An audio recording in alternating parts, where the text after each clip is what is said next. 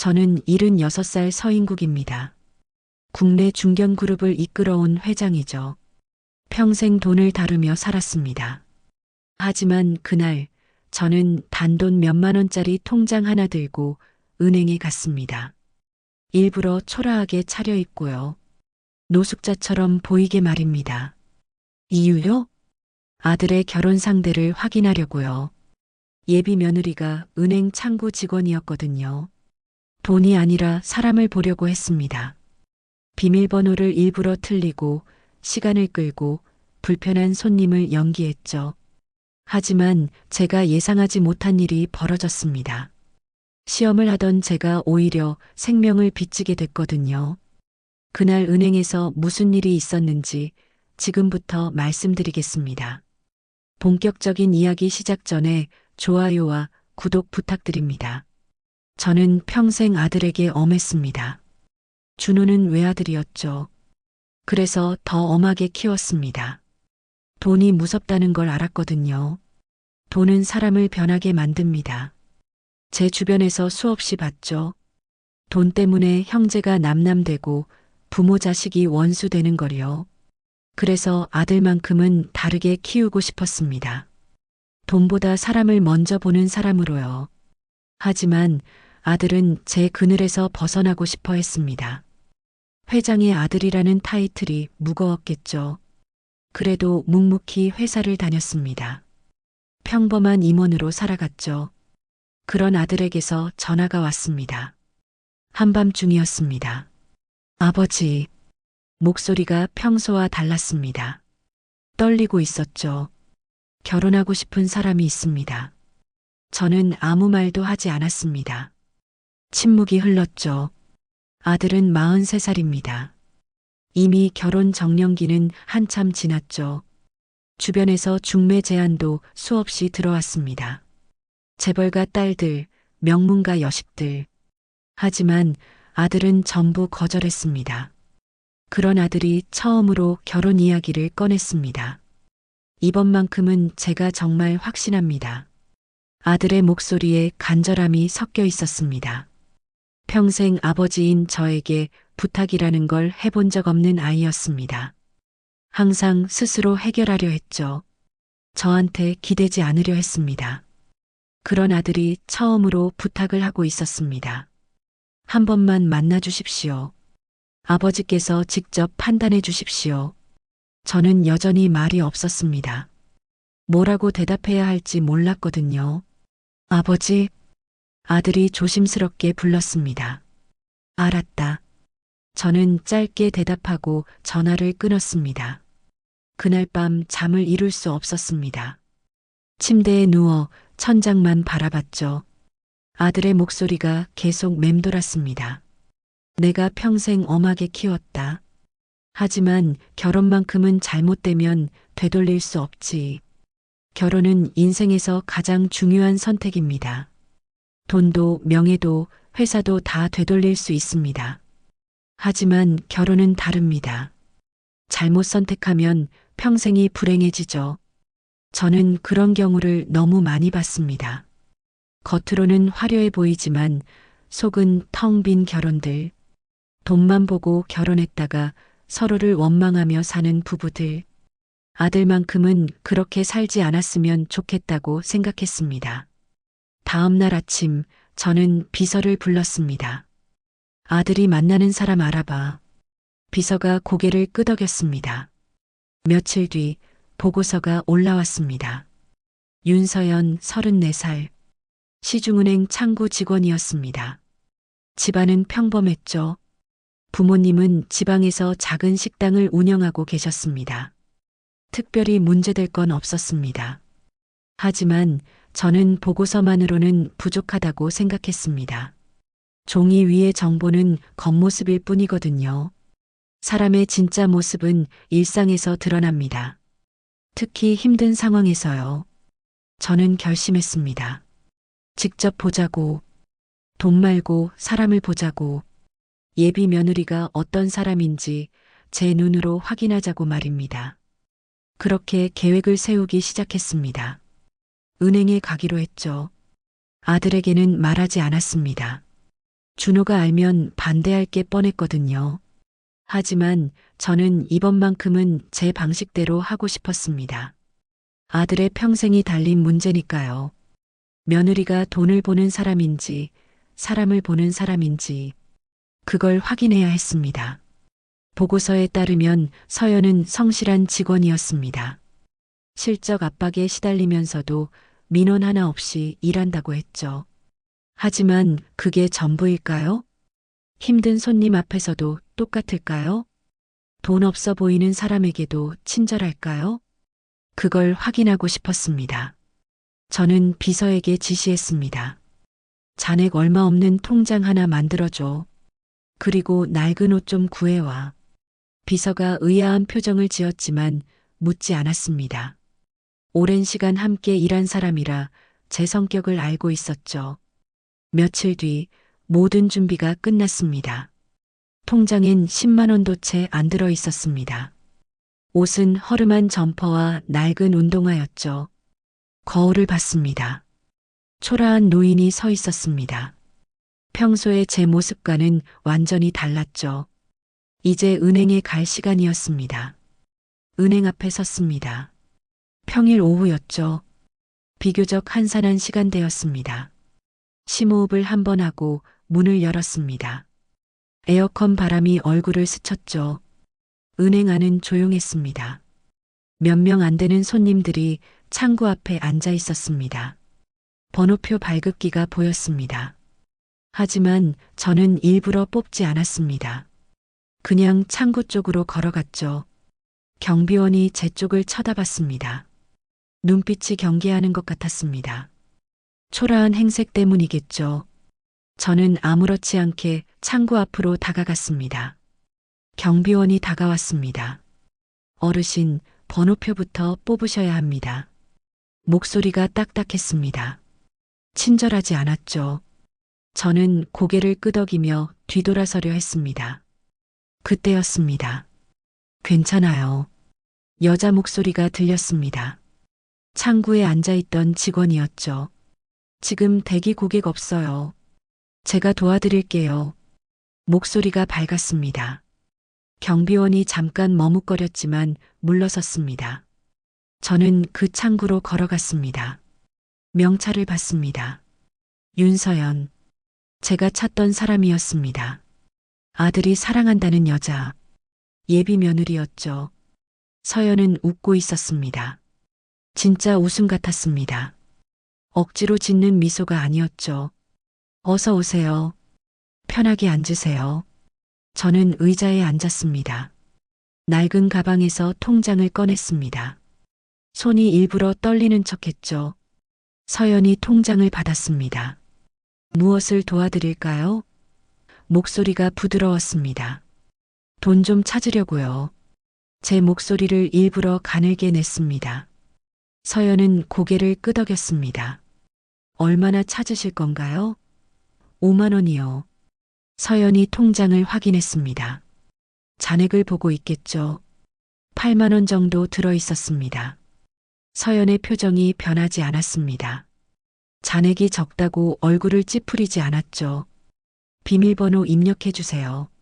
비밀번호 입력기를 제 쪽으로 밀었습니다. 저는 천천히 손을 뻗었습니다. 일부러 더 느리게 움직였죠. 숫자를 눌렀습니다. 하지만 일부러 틀린 번호를 입력했습니다. 삑 소리가 났습니다. 비밀번호가 틀렸습니다. 기계음이 차갑게 울렸죠. 저는 당황한 척했습니다. 이상하네. 분명히 이 번호인데. 서연이 말했습니다.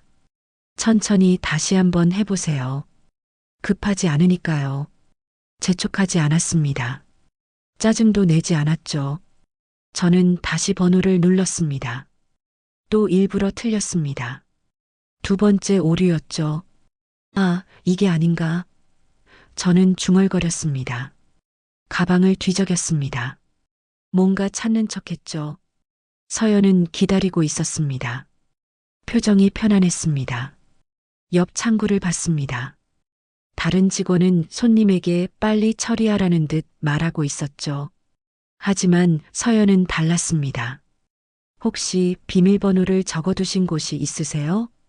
서연이 조심스럽게 물었습니다.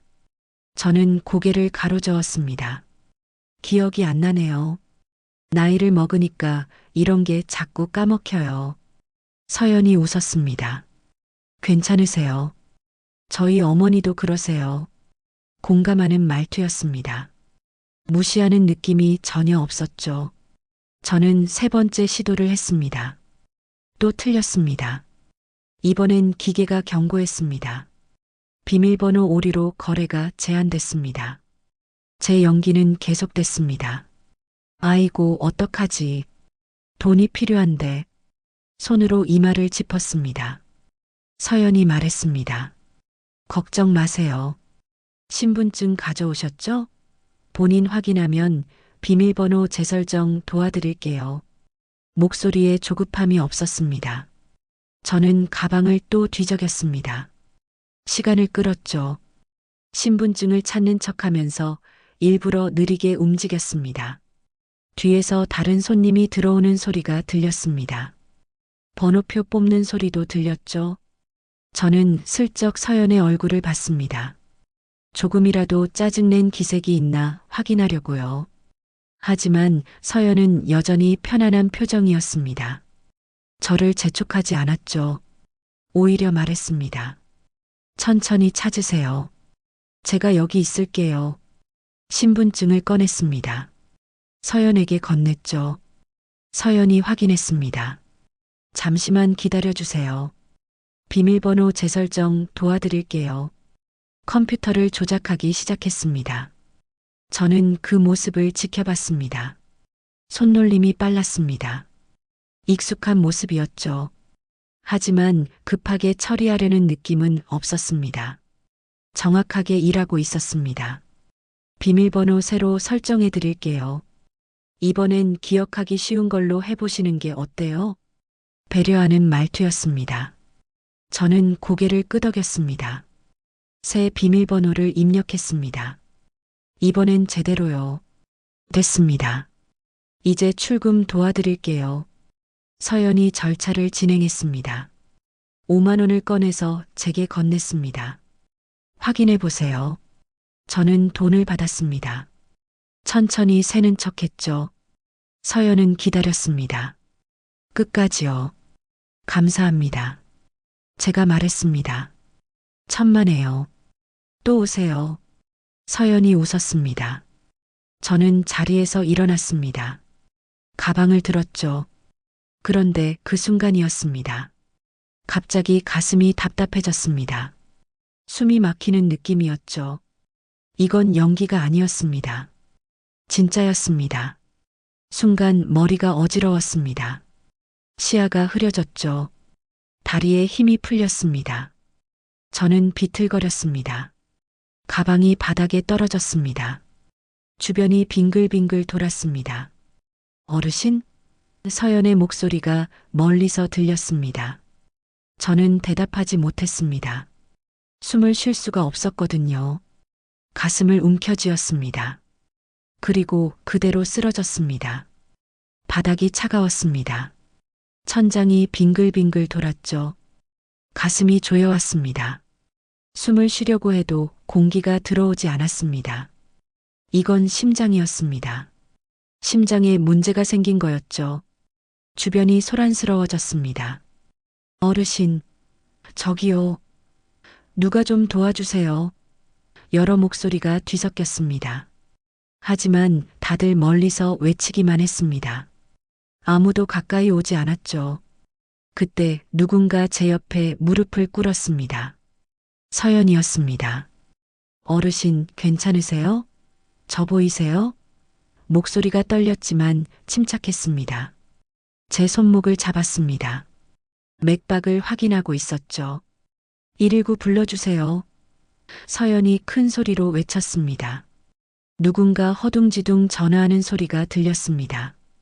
서연이 제 얼굴을 들여다봤습니다. 지금 구급차 오고 있어요. 조금만 버티세요. 저는 대답할 수 없었습니다. 입을 벌렸지만 소리가 나오지 않았죠. 서연이 제 옷깃을 풀었습니다. 호흡 편하게 해드릴게요. 손놀림이 빨랐습니다. 당황하지 않았죠. 경비원이 다가왔습니다. 제가 뭘 도와드릴까요? 서연이 대답했습니다. 사람들 좀 물러나게 해주세요. 공기 순환돼야 해요. 경비원이 구경하던 사람들을 밀어냈습니다. 서연은 계속 제 손을 잡고 있었습니다. 괜찮아요. 곧 도착해요. 조금만요. 반복해서 말했습니다. 목소리가 따뜻했죠. 저는 그 목소리에 집중하려 했습니다. 의식을 잃지 않으려고요. 주변이 점점 흐려졌습니다. 소리가 멀어졌죠.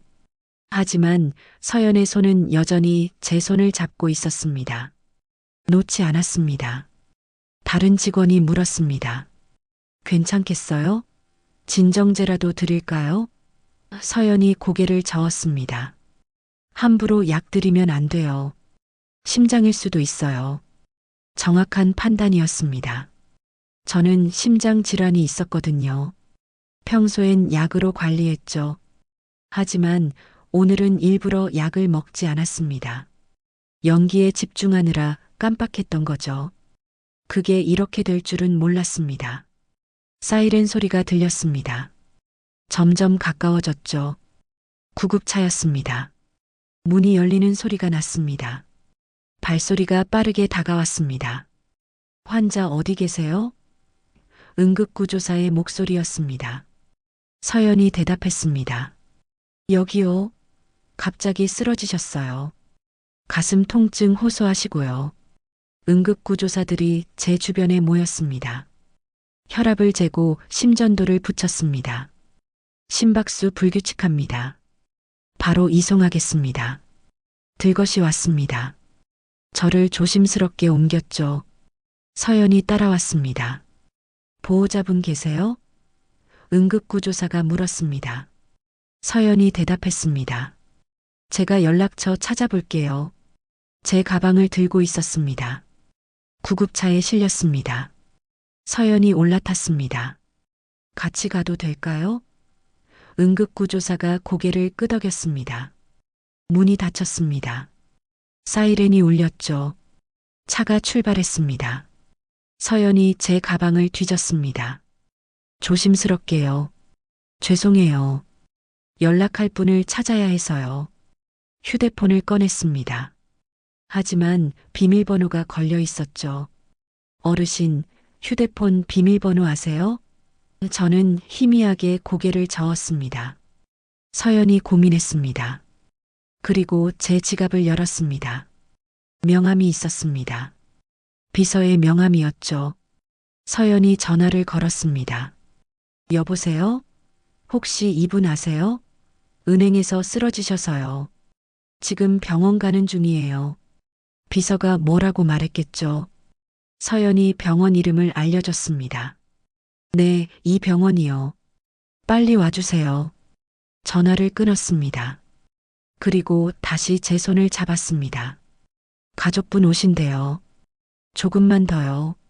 저는 서연을 바라봤습니다. 흐릿한 시야 속에서도 보였습니다. 걱정하는 얼굴이었죠. 진심이었습니다. 연기가 아니었습니다. 방금 처음 본 사람인데도 말입니다. 병원에 도착했습니다. 응급실로 옮겨졌죠. 의사들이 달려왔습니다. 환자분 어떻게 오셨어요? 서연이 설명했습니다. 은행에서 갑자기 쓰러지셨어요. 가슴 잡으시고요. 의사가 물었습니다. 지병 있으신가요? 서연이 가방을 뒤졌습니다. 약이 나왔습니다. 심장약이었죠. 이거 드시는 것 같아요. 의사가 약을 확인했습니다. 심장 질환이시네요. 검사 들어가겠습니다. 저는 검사실로 들어갔습니다. 서연이 밖에서 기다렸습니다. 끝까지 남아 있었죠. 검사가 끝나고 병실로 옮겨졌습니다. 의사가 말했습니다. 다행히 큰 문제는 아닙니다. 약을 거르셔서 그래요. 며칠 입원하시면 돼요. 저는 안도했습니다. 죽는 줄 알았거든요. 병실 문이 열렸습니다. 비서가 뛰어들어왔습니다.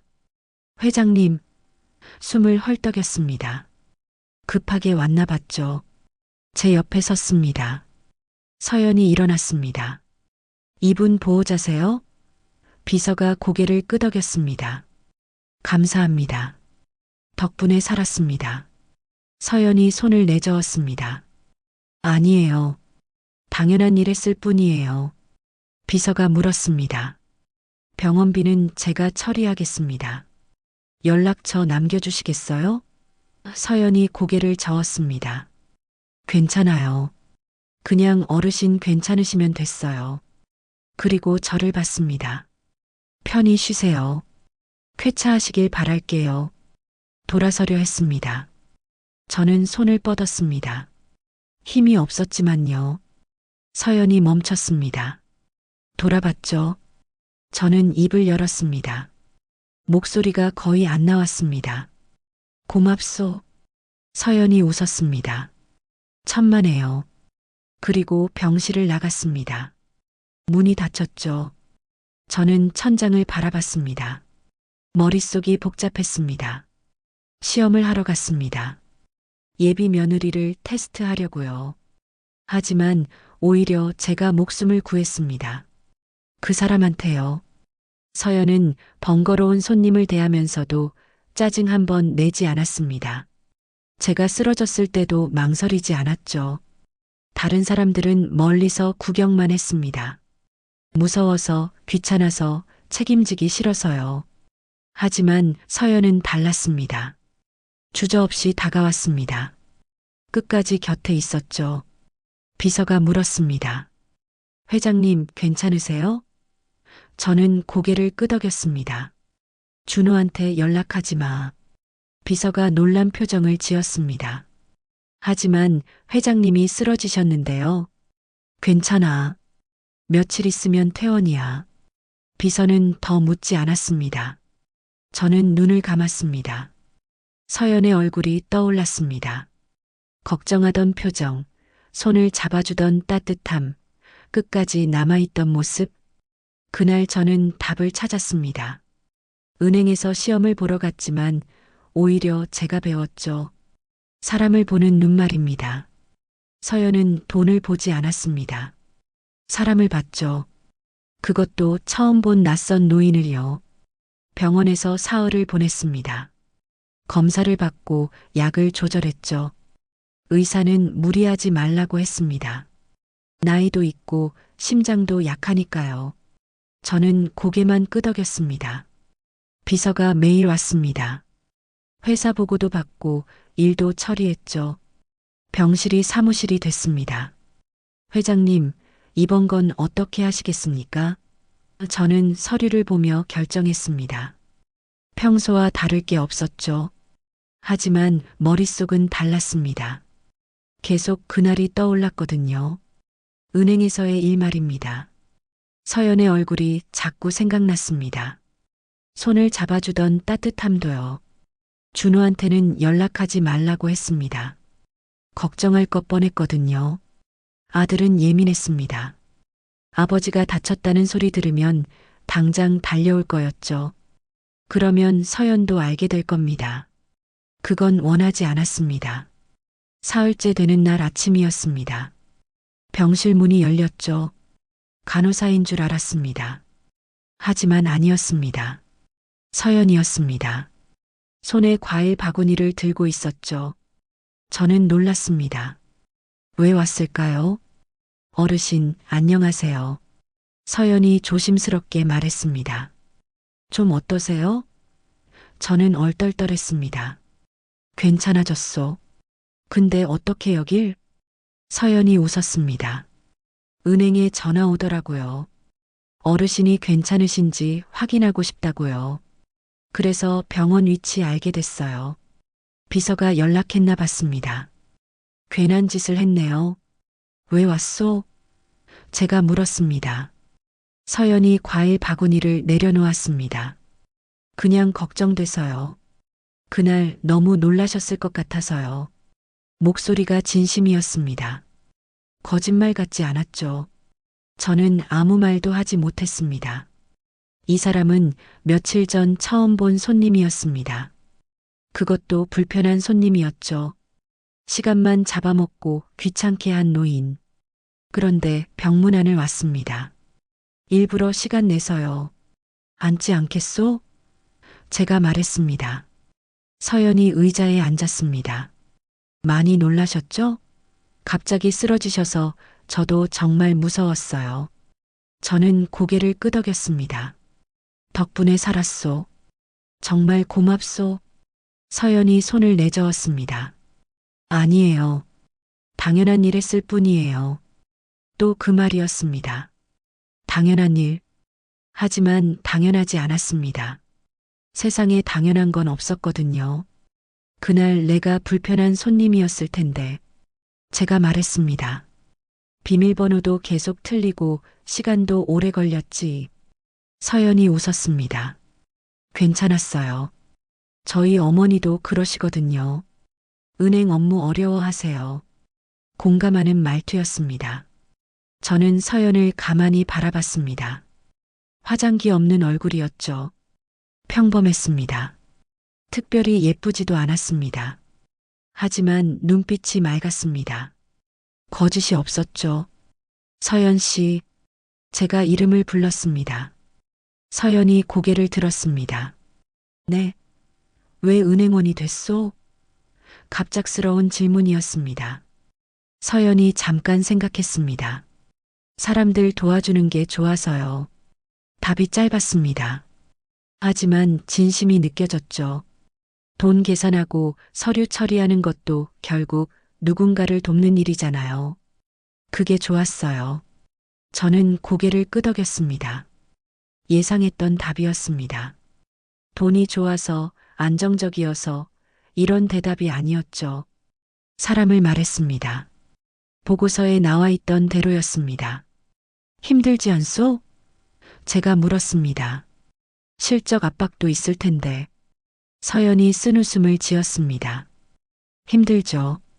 가끔은 정말 그만두고 싶을 때도 있어요. 하지만 어떤 날은 어르신처럼 어려워하시는 분들이 고맙다고 하세요. 그럼 또 힘이 나요. 순수했습니다. 저는 평생 수많은 사람을 봤습니다. 진짜와 가짜를 구분할 수 있었죠. 서연은 진짜였습니다. 꾸미지 않았습니다. 있는 그대로였죠.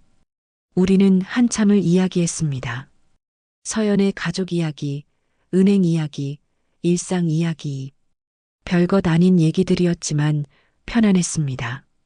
서연은 제가 회장인 줄 몰랐습니다.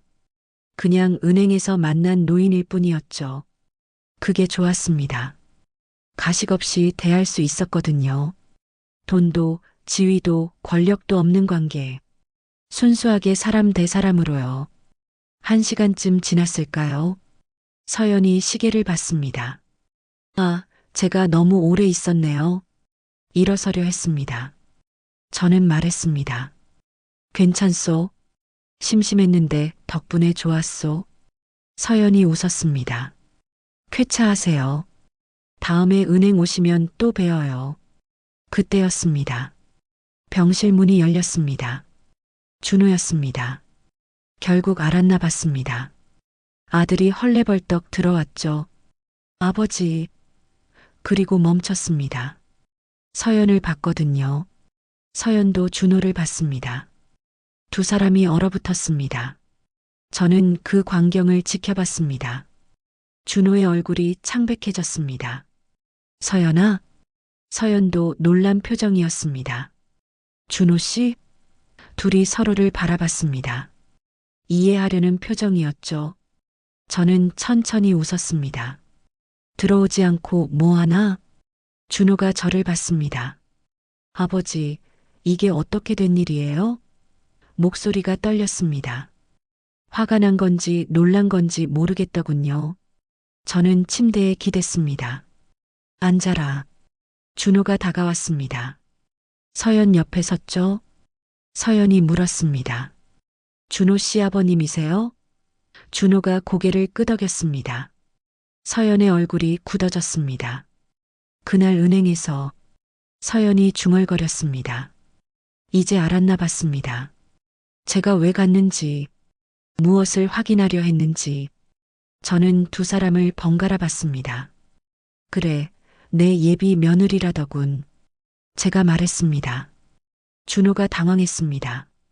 아버지, 이건 시험이 아니라 확인이었네. 서연을 봤습니다. 내가 찾던 답을 봤소. 서연이 고개를 숙였습니다. 뭐라 말해야 할지 모르는 표정이었죠. 준호가 제 손을 잡았습니다. 아버지, 왜 이러신 거예요? 왜 혼자 가신 거예요? 저는 아들을 봤습니다. 내가 고른 사람이 어떤 사람인지 보고 싶었다. 돈이 아니라 사람을 보는 눈이 있는지 말이야. 준호가 아무 말도 하지 못했습니다. 서연 씨, 제가 불렀습니다.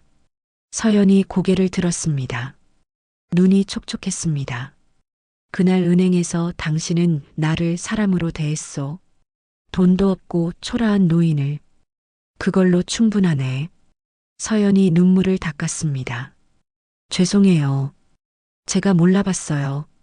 저는 손을 내저었습니다. 몰라봐서 좋았소. 덕분에 진짜를 봤으니까. 준호가 서연의 손을 잡았습니다. 저는 두 사람을 바라봤습니다. 아들의 선택이 틀리지 않았습니다. 제가 직접 확인했죠. 돈이 아니라 사람을 보는 며느리. 그런 사람이었습니다. 퇴원 후 석 달이 지났습니다. 준호와 서연의 결혼 준비가 진행됐죠. 저는 특별히 간섭하지 않았습니다. 두 사람이 알아서 하게 뒀습니다. 서연은 가끔 집에 들렀습니다. 인사차 오는 거였죠. 처음엔 어색해했습니다. 당연했습니다. 자기를 시험했던 시아버지니까요. 하지만 저는 편하게 대했습니다. 그날 은행에서처럼요. 며느리가 지역 특산물을 가져왔습니다. 고향에서 부모님이 보낸 거였죠. 저는 받았습니다. 고맙다고 전하라 했죠. 서연이 웃었습니다. 예전보다 편해진 표정이었습니다. 저는 잠시 며느리를 바라봤습니다. 그리고 말했죠. 며느리, 이제 회장님이라고 하지 말고 아버님이라고 불러라. 서연이 잠깐 멈칫했습니다. 눈이 촉촉해졌죠. 곧 우리 집 며느리가 될 사람인데 무슨 회장님입니까? 아버님이라고 해야죠. 감사합니다, 아버님. 며느리의 목소리가 떨렸습니다. 저는 고개를 끄덕였습니다. 그래, 그게 낫지. 준호는 달라졌습니다. 표정이 밝아졌죠. 회사에서도 활기가 생겼다고 했습니다. 사랑하는 사람과 결혼한다는 게 이렇게 사람을 바꾸는구나 싶었습니다. 비서가 결혼식 규모를 물었습니다. 저는 작게 하라 했죠. 가족과 가까운 사람들만 부르라고요. 비서가 놀랐습니다. 회장님, 아드님 결혼식인데 너무 소박한 거 아니냐고요. 저는 고개를 저었습니다. 화려할 필요 없다고 했죠. 진심이 중요하니까요. 비서는 더 묻지 않았습니다. 준호에게 전했겠죠. 아들도 반대하지 않았습니다. 오히려 좋아했습니다. 결혼식 날이 왔습니다. 가을이었습니다. 날씨가 좋았죠. 맑고 화창했습니다. 작은 예식장이었습니다. 하객도 많지 않았습니다. 양가 친척과 친한 친구들 뿐이었죠. 저는 일찍 도착했습니다. 예식장을 둘러봤습니다. 소박했습니다. 화려한 장식도 없었죠. 하지만 따뜻했습니다. 정성이 느껴졌습니다. 며느리가 직접 준비했다고 했습니다. 신부 대기실에 들렀습니다. 노크를 했죠. 문을 열었습니다. 며느리가 웨딩드레스를 입고 있었습니다. 화장을 하고 있었죠. 저를 보고 놀라서 일어났습니다. 저는 손을 내저었습니다. 앉아 있으라고 했죠. 잠깐 들른 거라고요. 며느리가 다시 앉았습니다. 거울을 보고 있었죠. 예뻤습니다. 수수했지만 아름다웠습니다. 저는 주머니에서 작은 상자를 꺼냈습니다. 며느리에게 건넸습니다. 열어보라고 했죠. 며느리가 상자를 열었습니다. 목걸이였습니다. 오래된 거였죠. 이건 제 어머니 거였습니다. 돌아가시면서 며느리한테 주라고 하셨죠. 하지만 줄 사람이 없었습니다. 준호 어머니는 일찍 세상을 떠났거든요. 며느리의 눈이 촉촉해졌습니다. 이렇게 귀한 걸 받아도 되냐고 물었습니다. 저는 고개를 끄덕였습니다. 며느리가 받아야 한다고 했죠. 우리 집 며느리니까요. 며느리가 눈물을 닦았습니다. 감사하다고 했습니다.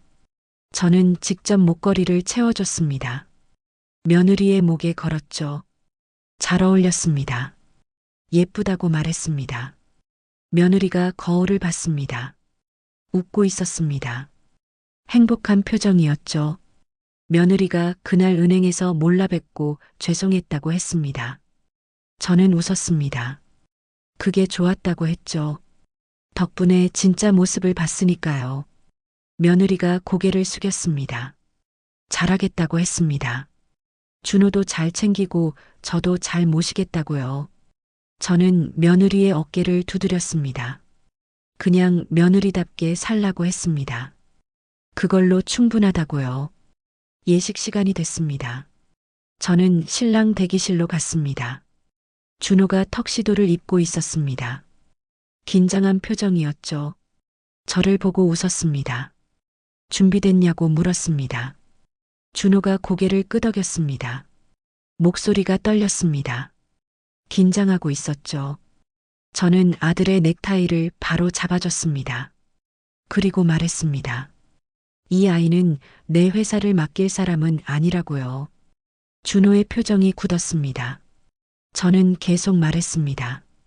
하지만 내 아들을 맡길 사람이라고요. 준호의 눈이 붉어졌습니다. 평생 듣고 싶었던 말이었을 겁니다. 아버지의 인정. 저는 아들을 안았습니다. 잘 골랐다고 했죠. 좋은 사람 만났다고요. 음악이 흘러나왔습니다. 예식이 시작됐습니다. 저는 자리에 앉았습니다. 맨 앞줄이었죠. 신랑이 입장했습니다. 준호였습니다. 떨리는 게 보였습니다. 신부 입장 음악이 나왔습니다. 문이 열렸습니다.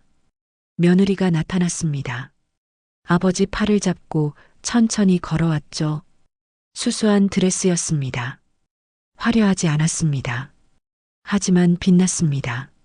며느리의 아버지가 소박해 보였습니다. 낡은 양복을 입고 있었죠. 하지만 당당했습니다. 딸을 자랑스럽게 생각하는 표정이었습니다. 저는 그 모습이 좋았습니다.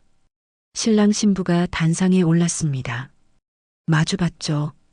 준호가 며느리의 손을 잡았습니다. 두 사람이 웃고 있었습니다. 행복한 미소였습니다. 주례가 말을 시작했습니다. 저는 두 사람을 바라봤습니다. 평생 엄하게만 키웠던 아들, 돈보다 사람을 보라고 가르쳤던 아들, 그 아들이 제대로 된 사람을 만났습니다. 돈이 아니라 마음을 보는 사람을요. 며느리는 특별하지 않았습니다.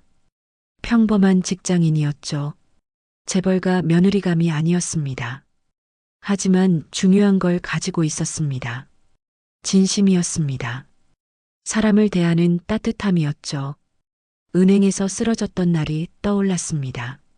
초라한 노인을 차별하지 않았던 모습, 망설임 없이 달려왔던 모습, 끝까지 곁에 있었던 모습, 그게 진짜였습니다. 예식이 끝났습니다. 신랑 신부가 절을 올렸습니다. 양가 부모에게요. 며느리가 제 앞에 섰습니다. 깊이 절했습니다. 저는 받았습니다. 며느리의 절을요. 고맙다고 말했습니다. 우리 아들 잘 부탁한다고요. 며느리가 고개를 들었습니다. 눈물이 흘렀습니다. 기쁜 눈물이었죠. 열심히 하겠다고 했습니다. 피로연이 시작됐습니다. 손님들이 축하했습니다. 저는 구석에 앉아 지켜봤습니다. 신랑 신부가 인사를 다니고 있었죠. 행복해 보였습니다. 며느리의 부모님이 제게 왔습니다. 사돈어른 감사하다고 하셨습니다. 어머니의 손이 거칠었습니다. 평생 일하신 손이었죠. 아버지도 고개를 숙였습니다. 저는 고마울 것 없다고 했습니다. 좋은 딸 키우셨다고요. 며느리 어머니가 눈물을 닦았습니다. 부족한 애인데 잘 봐달라고 하셨죠. 저는 고개를 저었습니다. 부족하지 않다고 했습니다. 충분하다고요. 해가 저물었습니다. 하객들이 하나둘 떠났습니다. 예식장이 조용해졌죠. 저는 마지막까지 남아 있었습니다. 신랑 신부가 작별 인사를 했습니다. 준호가 먼저 가보시라 했습니다. 저는 고개를 끄덕였습니다. 조심해서 가라고 했죠. 며느리가 절했습니다. 안녕히 가시라고요.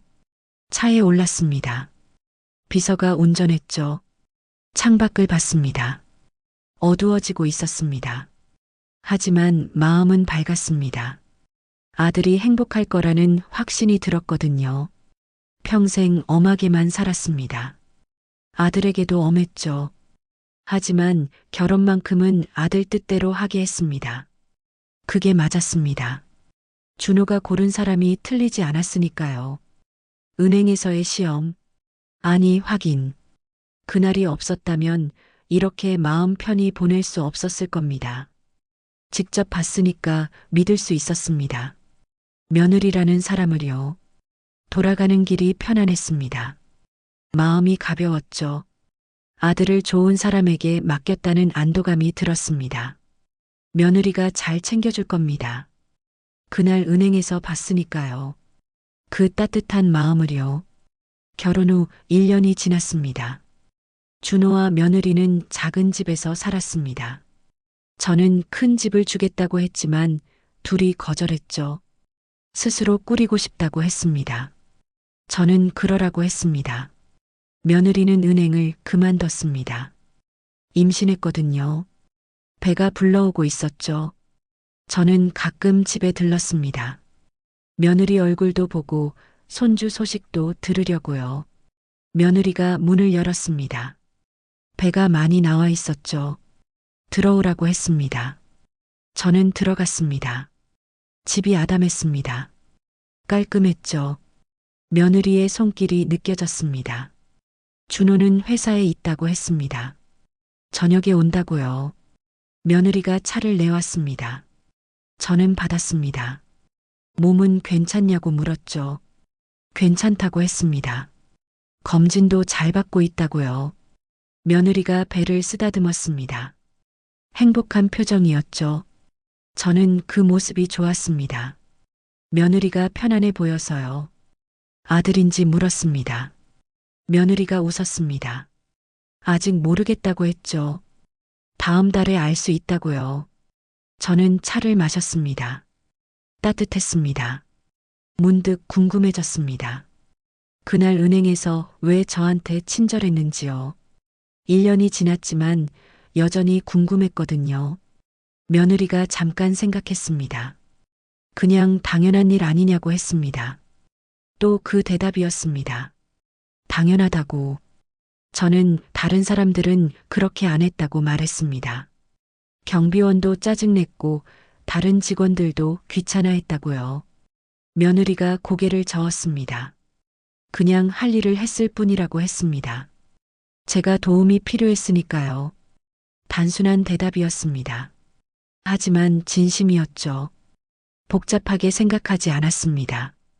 그냥 필요한 사람을 도왔을 뿐이었습니다. 쓰러졌을 때도 그랬다고 했습니다. 다른 사람들은 구경만 했는데 며느리만 달려왔다고요. 며느리가 웃었습니다. 무서웠다고 했습니다. 정말 놀랐다고요. 하지만 그냥 몸이 먼저 움직였다고 했습니다. 저는 고개를 끄덕였습니다. 이해했습니다. 며느리는 생각하고 행동하는 사람이 아니었습니다. 본능적으로 움직이는 사람이었죠. 선함이 몸에 배어 있었습니다. 고맙다고 말했습니다. 내 아들 곁에 있어줘서요. 며느리가 얼굴이 붉어졌습니다.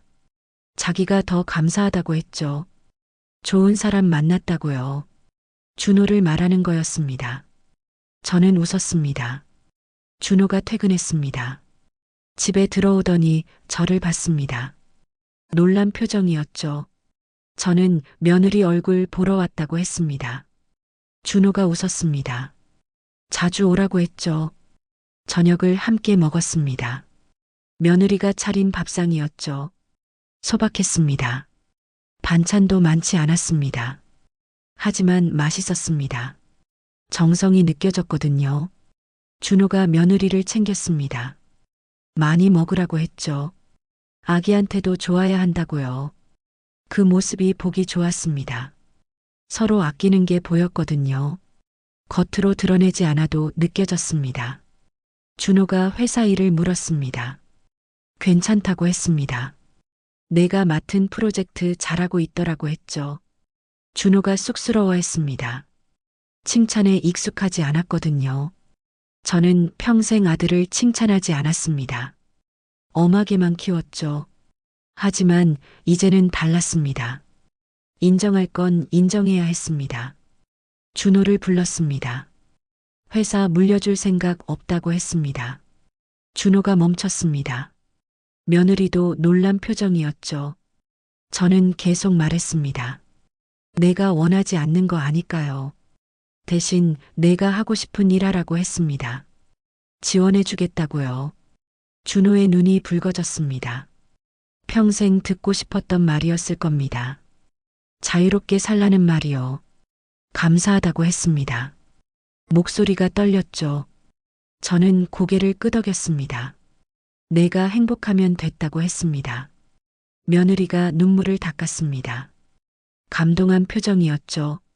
저녁이 끝나고 집에 돌아왔습니다. 혼자 있는 시간이었죠. 창밖을 봤습니다. 도시의 불빛이 반짝였습니다. 저는 생각했습니다. 그날 은행에 가기를 잘했다고요. 만약 가지 않았다면 어땠을까요?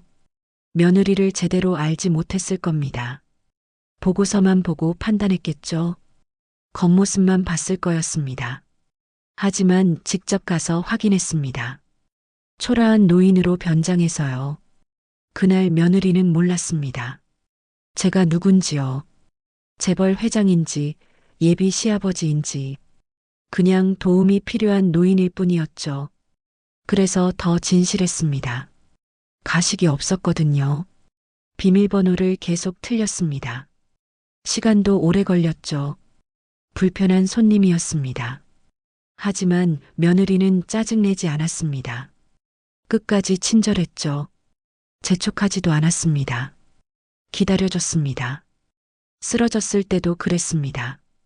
다른 사람들은 멀리서 구경만 했습니다. 무서웠겠죠. 책임지기 싫었을 겁니다. 하지만 며느리는 달랐습니다. 망설이지 않았습니다. 바로 달려왔죠. 응급조치를 하고 구급차를 불렀습니다. 병원까지 따라왔습니다. 보호자를 찾아줬죠. 끝까지 곁에 있었습니다. 의무도 아니었습니다. 그냥 사람으로서 당연한 일이라고 생각했습니다. 그게 진짜였습니다.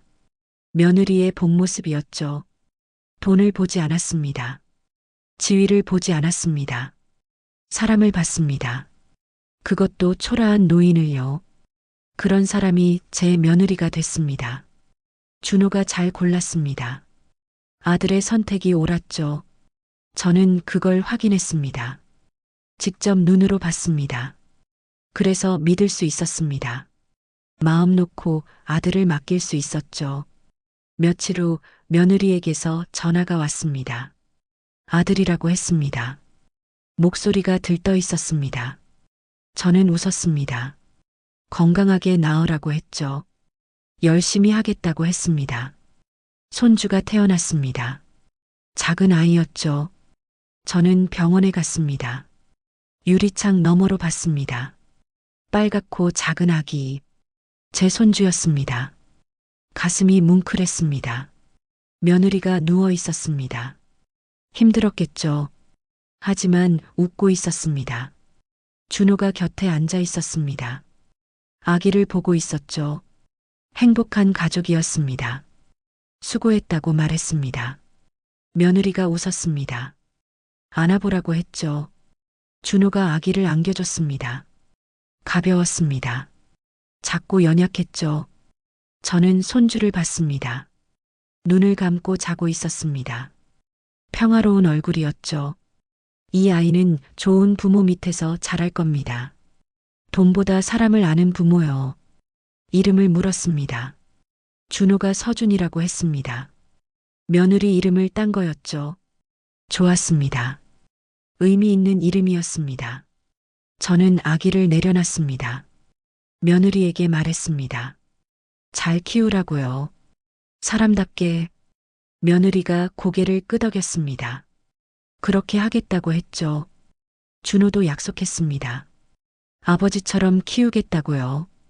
저는 웃었습니다. 나처럼은 아니길 바랐습니다. 저는 너무 엄했거든요. 하지만 중요한 건 가르쳤습니다. 돈보다 사람이 먼저라는 것.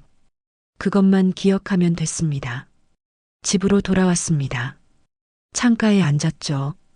해가 지고 있었습니다. 노을이 아름다웠습니다. 저는 그날을 떠올렸습니다. 은행에 갔던 날을요. 초라하게 차려입고 갔습니다. 노숙자처럼 보이게요. 시험하려고 갔습니다. 예비 며느리를 테스트하려고요. 하지만 결과는 달랐습니다. 제가 오히려 배웠죠. 사람을 보는 눈을 배웠습니다. 진짜와 가짜를 구분하는 법을요. 며느리는 진짜였습니다. 꾸미지 않았습니다. 있는 그대로였죠. 그게 가장 아름다웠습니다. 평생 돈을 다뤘습니다. 사람도 많이 봤죠. 진심인 사람과 가식인 사람을 구분할 줄 알았습니다. 하지만 직접 확인하기 전까지는 확신할 수 없었습니다.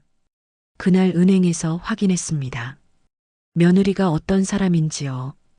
돈이 없는 사람에게도 친절한지, 힘든 상황에서도 도움을 주는지, 끝까지 책임지는 사람인지, 답은 모두 그렇다였습니다.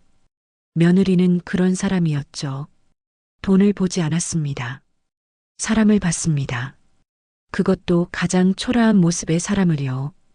그래서 믿을 수 있었습니다. 저는 이제 편안합니다. 아들이 좋은 사람과 함께 있으니까요. 손주도 태어났습니다. 좋은 부모 밑에서 자랄 겁니다. 제 역할은 여기까지입니다. 가끔 생각합니다. 그날 은행에 가지 않았다면 어땠을까? 며느리를 제대로 알았을까? 아마 아니었을 겁니다. 보고서만 보고 판단했겠죠. 그랬다면 이렇게 마음 편하지 못했을 겁니다. 하지만 갔습니다. 직접 확인했습니다. 눈으로 봤죠. 그래서 지금 이렇게 편안합니다. 아들에게도, 며느리에게도, 손주에게도 마음 놓을 수 있습니다. 저는 창밖을 봅니다. 별이 떠오르고 있습니다. 반짝이고 있죠. 아름답습니다. 저는 생각합니다. 인생에서 가장 중요한 건 결국 사람이라고요. 돈도 명예도 권력도 중요합니다. 하지만 사람만큼은 아닙니다. 진심으로 대해주는 사람, 힘들 때 곁에 있어주는 사람, 그런 사람이 진짜 소중한 겁니다. 며느리가 그런 사람입니다. 제 아들 곁에 있는 사람이죠. 그래서 저는 안심합니다. 준호가 외롭지 않을 겁니다. 힘들어도 이겨낼 수 있을 겁니다. 곁에 며느리가 있으니까요. 그날 은행에서 저는 시험을 했습니다. 하지만 진짜로는 확인이었습니다. 사람을 확인했죠. 그리고 답을 얻었습니다. 제대로 된 사람을 만났다는 답을요. 이제 저는 편히 쉴 수 있습니다. 평생 무거운 짐을 지고 살았습니다. 회장이라는 자리가 그랬죠. 하지만 이제 내려놓을 수 있습니다. 아들이 제 길을 가고 있으니까요. 준호는 행복합니다. 사랑하는 사람과 함께 있습니다. 아이도 생겼죠. 이제 제 역할은 끝났습니다. 지켜보기만 하면 됩니다. 응원하면 되죠. 저는 미소 짓습니다. 그날 은행에 가길 잘했다고 생각합니다. 초라한 노인으로 변장하길 잘했다고요. 덕분에 진실을 봤습니다. 며느리의 진짜 모습을요. 밤이 깊어갑니다. 저는 일어납니다. 침대로 갑니다. 편안합니다. 마음이 가볍습니다. 오랜만에 느끼는 평화입니다. 이제 잘 수 있을 것 같습니다. 푹요.